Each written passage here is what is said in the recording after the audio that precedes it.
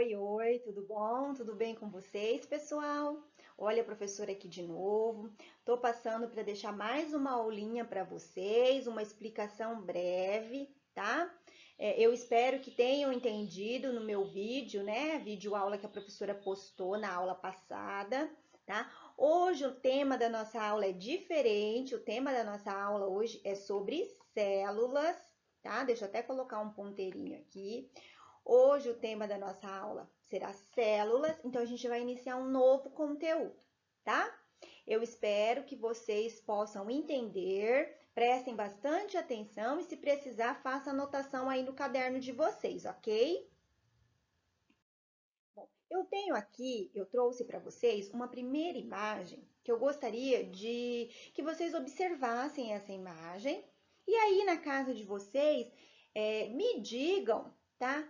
O que todas essas imagens têm em comum? O que vocês acham que todas essas imagens aqui têm em comum? A gente tem uma mãe com um bebê, nós temos um pássaro num lago, né? Uma planta, um elefante, uma flor, alguns peixes, nós temos cogumelos, aqui eu tenho uma mosca, né? E aqui eu tenho mais plantas, árvores, uma floresta. E aí eu quero que vocês observem e o que essas imagens me respondam para mim, o que essas imagens têm em comum. Vocês conseguem para mim dizer o que essas imagens têm em comum, além de todos serem seres vivos? O que os seres vivos têm em comum?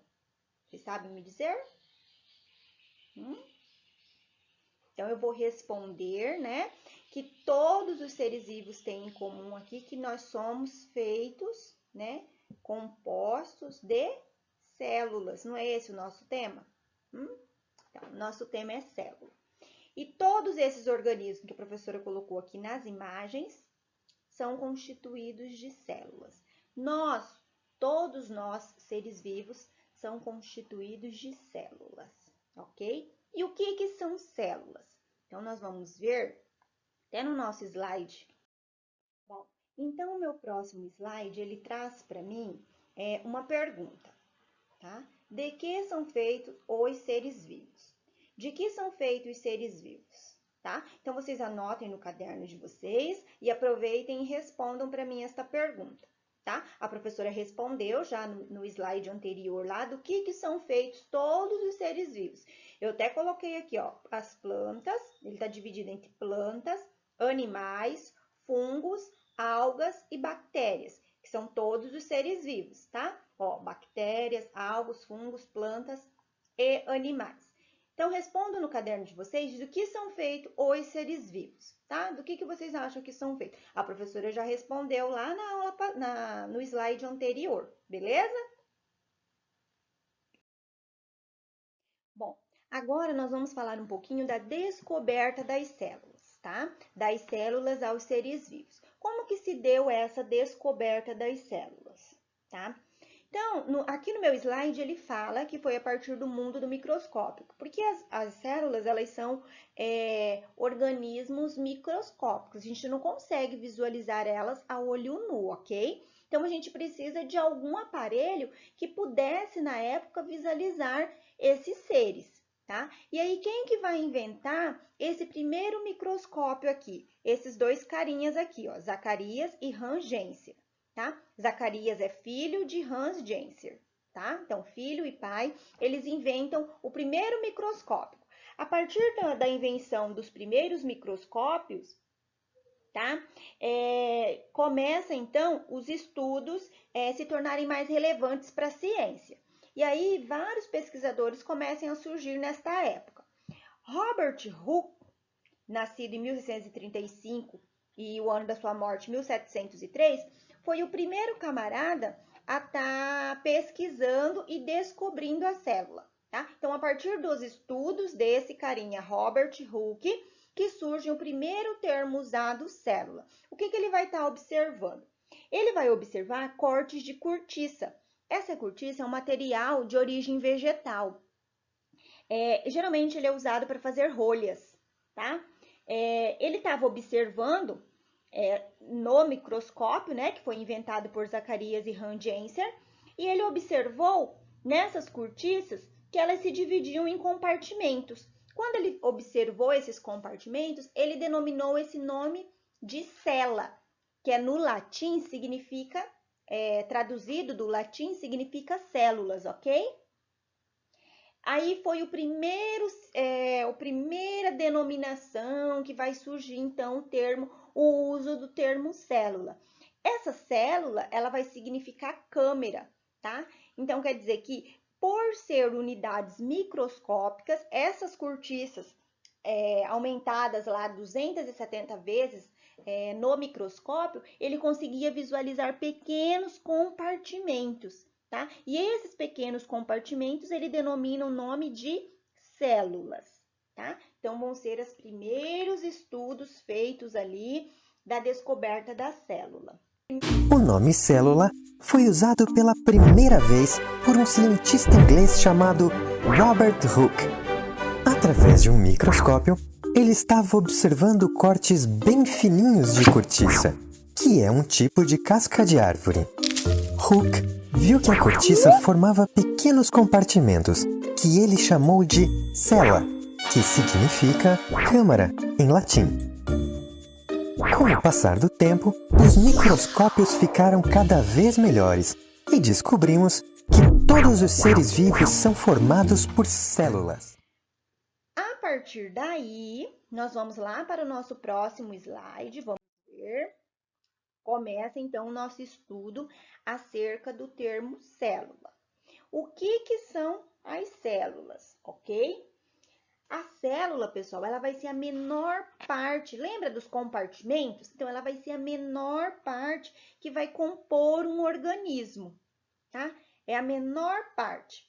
Ela vai ter uma forma e ela vai ter uma função, tá? Então, eu coloquei aqui no meu slides, lê comigo. As células, estruturas vivas que compõem os seres vivos. Então, ela é a menor estrutura que compõe o ser vivo. Nem todas as células têm o mesmo formato. Então, as células, ela vai ter forma e ela está relacionada à função que vai desempenhar no nosso organismo. Então, a forma de uma célula está relacionada à função que ela desempenha. Então, por ter vários formatos e várias funções, o nosso organismo ele é composto de diversas células e essas células vão estar espalhadas em todo o nosso organismo. Em nosso episódio anterior, falamos sobre as células e que elas são as menores partes de qualquer organismo. As células podem ter vários tamanhos, formas e funções diferentes. Mas no próximo slide, ele mostra para mim os diferentes tipos de células que a gente vai encontrar no nosso organismo, tá? Ele fala aqui, ó, nosso corpo tem cerca de 200 tipos de células diferentes. Sua forma varia de acordo com sua função. Eu vou ter células do neurônio, eu vou ter glóbulos vermelhos, que são células do nosso sangue, eu vou ter o espermatozoide, que são células reprodutoras, eu vou ter células musculares, ok? E eu tenho células epiteliais, que são células que vão revestir a nossa pele. Então, veja, esses são algumas das células que eu estou citando. Aqui no meu slide está falando, ó, está mostrando cada uma. Ó, célula estrelada, neurônio. Qual é a função do neurônio? Olha o formato desse tipo de célula do neurônio e olha o formato do tipo de célula dos glóbulos vermelhos. Arredondada. Isso aqui tem uma função. Ele vai fazer a passagem dos impulsos nervosos para o nosso organismo, lá levar para o nosso cérebro. Todas as respostas do nosso organismo, ela tem que ir direto para o nosso cérebro, esses impulsos nervosos. Quem que vai fazer essa passagem desses impulsos nervosos? As células do neurônio, tá? Os glóbulos vermelhos, olha a diferença. O que os glóbulos vermelhos faz? Qual que é a função? Esse glóbulos vermelho já vai ser encontrado no nosso sangue. Ele é responsável de carregar o oxigênio dentro do nosso organismo, porque o oxigênio ele precisa circular em todo o nosso organismo para poder o nosso organismo se manter em funcionamento. A gente precisa do oxigênio, o oxigênio é necessário. Sem oxigênio a gente não sobrevive. E quem que faz esse transporte de oxigênio? São esses glóbulos vermelhos. O espermatozoide tá aqui. Qual que é a função? Olha a diferença de um espermatozoide para um glóbulo vermelho e de um neurônio. O que um espermatozoide faz? Então, o espermatozoide, quando se une ao óvulo, que é um outro tipo de célula, né, reprodutora, os dois são óvulos reprodutores, com função de gerar um novo ser vivo. Então, olha a função desse outro tipo de célula, tá? Aí eu tenho as células musculares logo aqui, ó, células fusiformes. Essa célula é o que vai dar movimento ao nosso organismo, sustentação, rigidez, para a gente poder ter aquele movimento de qual a gente precisa, tá? Então, olha a importância dessa outra célula. Aqui embaixo eu tenho células cúbicas e cilíndricas. Olha os tipos dessas células, que são as células que formam a pele. A pele é o maior órgão do nosso corpo. A união de várias dessas células cúbicas e cilíndricas que forma a pele, tá? Então, é um outro tipo de célula, tá? Lá em cima eu tenho os leucócitos, tá? Que são responsáveis em produção de anticorpos no nosso corpo. Por isso que é células de defesa, tá? Quanto à classificação dos seres vivos, ele vai poder ser classificado de duas maneiras. Ou ele é pluricelular ou ele é unicelular. O que é isso, professora? O que é quando um ser vivo é pluricelular? Porque ele tem várias células. Lembra que o ser humano, o ser vivo, ele tem mais de 200 tipos de células? Se ele tem mais de 200 tipos de células, eu vou classificar ele como unicelular ou pluricelular? Pluricelular, correto? Unicelular é quando ele possui apenas uma única célula. Um exemplo de organismo que tem apenas uma única célula são as bactérias, tá? Então, o ser vivo, o ser humano, ele tem múltiplas células, pluricélulas, tá? Então, por isso ele é pluricelular, tá bom? Quanto à classificação dos organismos, as células, elas vão poder ser procariontes, tá? Ou eucariontes, tá? O que é procariontes? Procariontes, esse pró é o primeiro, primitivo, foram os primeiros seres vivos que surgiram. Então, eles vão ser constituídos aí, vamos dizer assim, são células bem simples, básicas, primitivas, tá? Ele coloca aqui para mim, células que não apresentam um núcleo individualizado por membrana e o material genético está disperso no citoplasma. Exemplo, as bactérias. Aí eu tenho aqui uma bactéria. Então, ele fala para mim o quê? Qual que é a diferença, então, de um ser procarionte e de um ser eucarionte? Lá no outro slide, eu vou apresentar uma célula eucarionte. Só que, falando de procarionte, ele não possui um núcleo individualizado. O material genético dessa bactéria, que poderia estar isolado, centralizado e protegido em uma cápsula, ele não está. Ele está disperso aqui dentro, ó, tá? Junto a outros componentes aqui. Ele não tem algo que defina o seu núcleo, que mantenha o material genético separado das outras organelas, tá? Então, ele está aqui dispersos. E outra coisa, ele não tem organelas, tá? Os seres eucariontes, a gente vai ver lá que ele vai ter diversas organelas que vai desempenhar diversas funções. Já os procariontes, por ser bastante primitivo, ele só vai ter o seu capsídeo lá, sua parede celular, sua membrana, tá? E o material genético disperso no seu interior. Ele não tem nada além disso, nem organelas. Tá? E um exemplo disso são as bactérias. Os seres eucariontes, eu sou eucarionte, lembra sempre disso. Animais, eu, né, sou o ser, né, eu sou um ser vivo, né, do reino animal, tá? Eu sou eucarionte. Então, qual que é basicamente ali o eucarionte? Ele vai ter uma membrana plasmática, ele vai ter um núcleo organizado, então o seu material genético ele vai estar separado de outras organelas, e os seres eucariontes ainda terão outras organelas, que a gente vai ver mais para frente isso, Então, o que meu slide apresenta aqui, ó? Ele apresenta para mim células que apresentam um núcleo bem definido e delimitado por uma membrana, dentro do qual se encontra o material genético. Exemplo, animais, vegetais e fungos, ok? Então, ó, animais, isso aqui é uma célula animal, isso aqui é uma célula vegetal, tá? E além dos fungos, bactérias é procariontes, tá?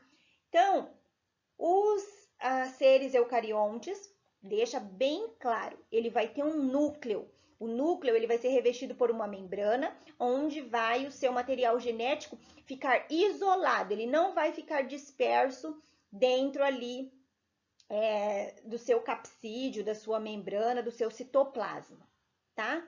Isso é básico. E ele vai ter outras organelas que vão desempenhar funções. Então, isso que vai diferir ali um ser procarionte e um ser eucarionte. Procarionte é primitivo, é o mais básico de todos, ok?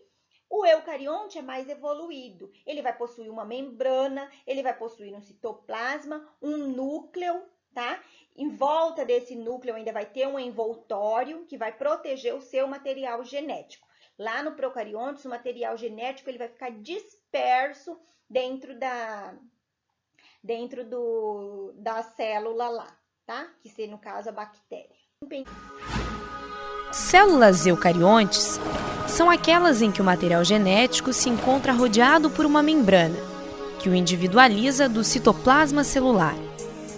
Diferente das células procariontes, aquelas encontradas em seres extremamente simples como as bactérias, nas quais o material genético se encontra disperso no citoplasma.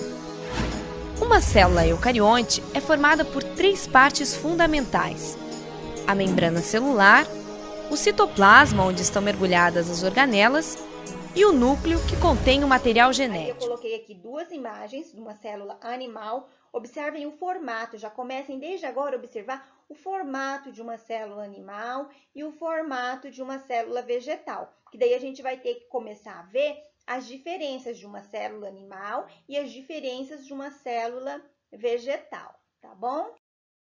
Agora nós vamos falar da constituição da célula, dos componentes que são organizados aqui de maneira que que a célula possa desempenhar alguma função. Porque de acordo com essas organelas, com seus componentes, né, com essa constituição, que a célula vai ter uma determinada função, tá? O primeiro constituinte da célula que nós vamos falar vai ser da membrana plasmática. Membrana plasmática, o nome já disse, é uma membrana, um envoltório, tá? Que vai proteger a célula, tá? Dividindo ela do meio intracelular do meio extracelular, tá? Então, ela vai dividir os seus componentes do meio intracelular e do meio extracelular. Intracelular é aquilo que está dentro da célula, extracelular, o que está fora da célula, tá?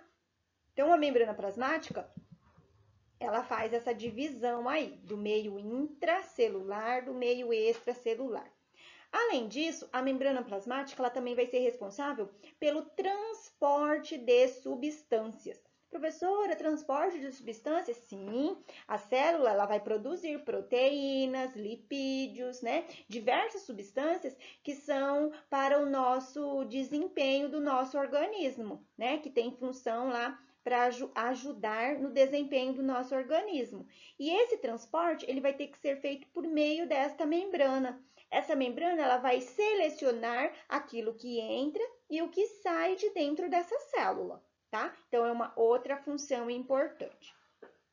Além da membrana plasmática, a gente tem lá o citoplasma ou citosol, tá? Em alguns livros a gente acha citosol ou na internet e acha também citoplasma. O que é o citoplasma? É essa parte azul. É essa parte azul que tem aqui. Só um minutinho. Deixa eu dar uma puxada aqui. É essa parte azul onde está dispersas as minhas organelas. Quais organelas, professora? O núcleo, tá? Os ribossomos. O ribossomos é este aqui. Tá? ribossomos. Aparelho de Golgi, mitocôndria, o núcleo aqui, tá? Então, todas essas organelas, elas estão dispersas no meu citoplasma, no meu citosol, ok? Tá? Então, ela vai servir basicamente para que essas substâncias, que essas organelas fiquem ali pairando, né? É um meio gelatinoso, tá bom? Depois do citosol, eu tenho o núcleo. O núcleo é um dos principais componentes também da nossa célula. É ele que vai estar armazenado lá o nosso material genético. O que é o nosso material genético? O DNA e o RNA. O que é DNA, professor? O que é RNA? O DNA é o que produz as nossas informações genéticas. Toda a parte da nossa informação genética do nosso organismo está aqui sendo produzido dentro do DNA, dentro do núcleo, tá? O DNA que é o responsável. O RNA, ele vai produzir as proteínas necessárias para o funcionamento do nosso organismo. Então, dentro do núcleo, nós temos duas substâncias importantes para o nosso organismo. O DNA, responsável pelo nosso material genético e todas as nossas características genéticas, e o RNA, que é responsável por produção de proteínas, tá? Aí eu tenho aqui o aparelho de Golgi, eu tenho a mitocôndrias. A mitocôndrias, ela é responsável pela nossa respiração celular. Todas as células precisam respirar para estar em funcionamento. Então, vai ser, a mitocôndrias a responsável por isso, tá? O ribossomos, cadê os ribossomos? Também responsável na produção aqui, ó, na síntese de proteínas, tá? Eles vão sintetizar as proteínas, tá? Eu tenho aqui retículo endoplasmático rugoso, que é esse aqui, ó, cheio de voltinha aqui, e tenho retículo endoplasmático liso. Eu tenho dois tipos de retículo endoplasmático, tá? O retículo endoplasmático rugoso com os ribossomos, né, são os responsáveis na produção, na síntese de proteínas, tá? O retículo endoplasmático liso, ele vai produzir lipídios, tá? Responsável pela produção de lipídios, ok? A maioria das células possui três partes. A membrana plasmática, que é uma parede bem fina, mas muito resistente, que envolve a célula. Funciona como se fosse a pele da célula, permitindo a entrada de substâncias úteis. O citoplasma é formado principalmente por água, e nele estão localizadas estruturas chamadas organelas. Elas são de tipos diferentes e são responsáveis pelas funções vitais das células. Imagine a célula como uma fábrica.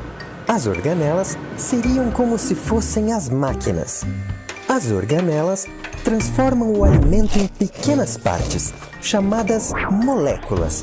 Algumas moléculas são utilizadas para a produção de energia, enquanto outras para a construção do nosso corpo. E chegamos ao núcleo, que podemos considerar o cérebro da célula.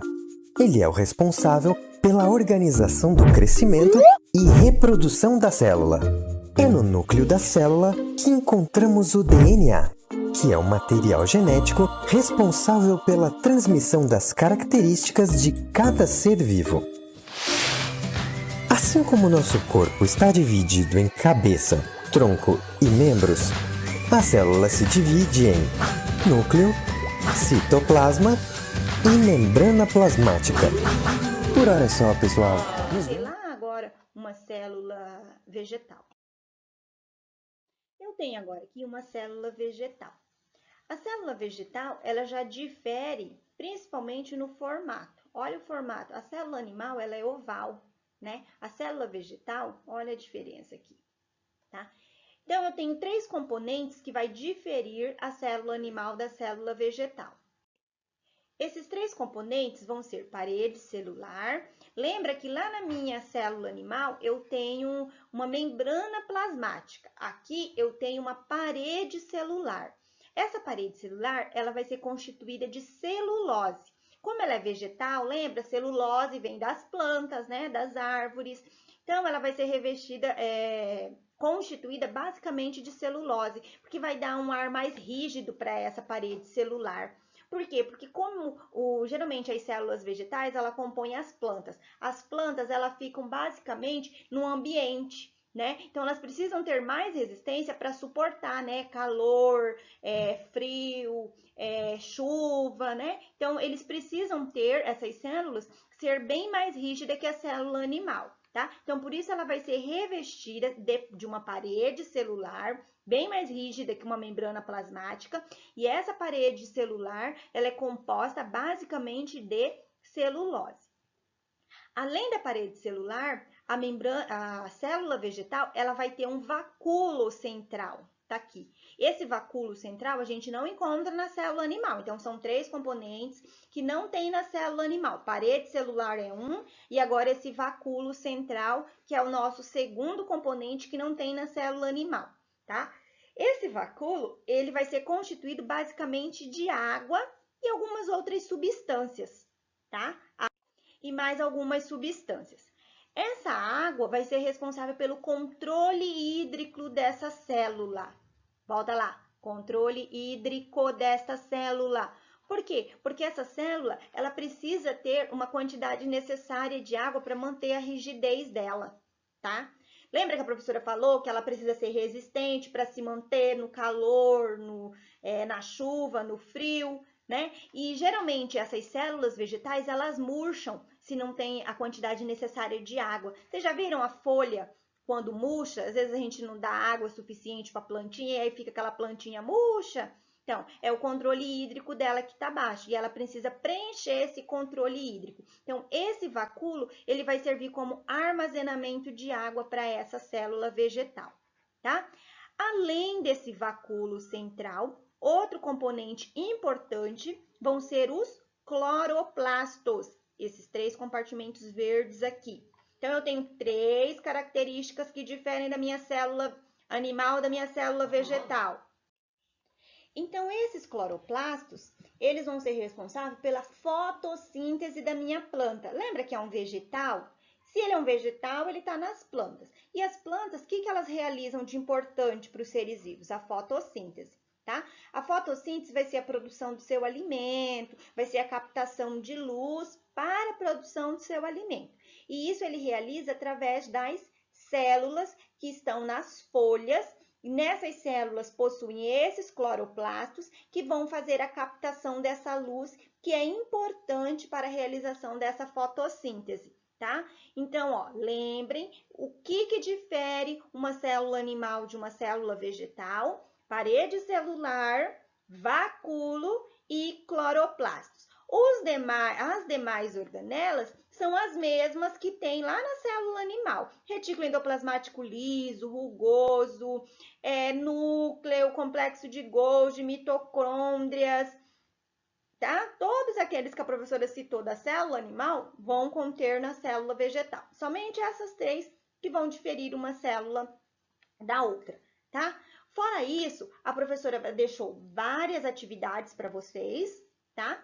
Estarem assimilando melhor o conteúdo. A professora deixou alguns videoaulas também, tá? Então, eu deixei lá links de outros videoaulas para vocês assistirem, que daí vocês vão entender melhor também o conteúdo, mas eu espero que com essa aula que a professora deu, falou um pouquinho e comentou com vocês a respeito, né, vocês tenham entendido um pouquinho. Tá? Nas atividades, vocês vão ter que fazer essa diferenciação do que é uma célula animal, do que é uma célula vegetal.